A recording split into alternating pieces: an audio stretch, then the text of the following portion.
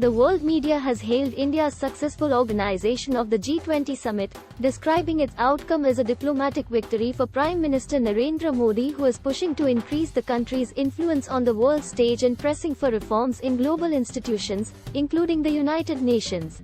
India managed to hammer out the unexpected consensus among the G20 countries on the contentious Ukraine conflict through a series of hectic negotiations, with emerging economies such as Brazil, South Africa and Indonesia playing a leading role in reaching the agreement on the declaration on the first day of the summit. The New Delhi Summit Declaration also called for reforming of international financial institutions, managing debt vulnerabilities of low and middle-income countries, and the start of the exchange of tax-relevant information on crypto assets by 2027.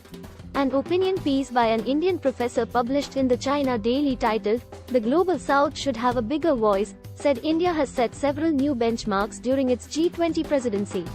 To begin with, never before has any country holding the G20 presidency witnessed so many meetings in so many cities preceding the summit, the article in the state-run English-language newspaper said.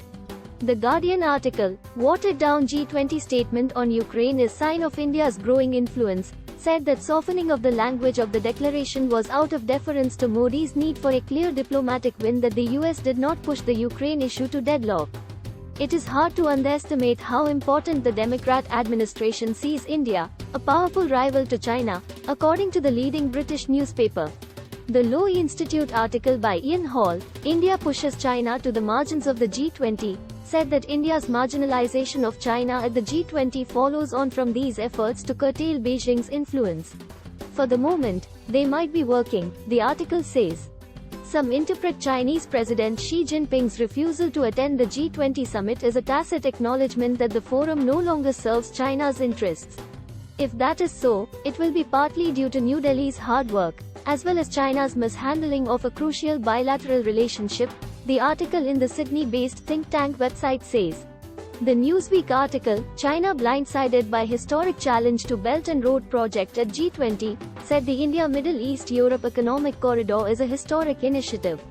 It poses a direct challenge to China's Belt and Road Initiative, BRI, by providing countries in the region with an alternative for infrastructure development and economic cooperation.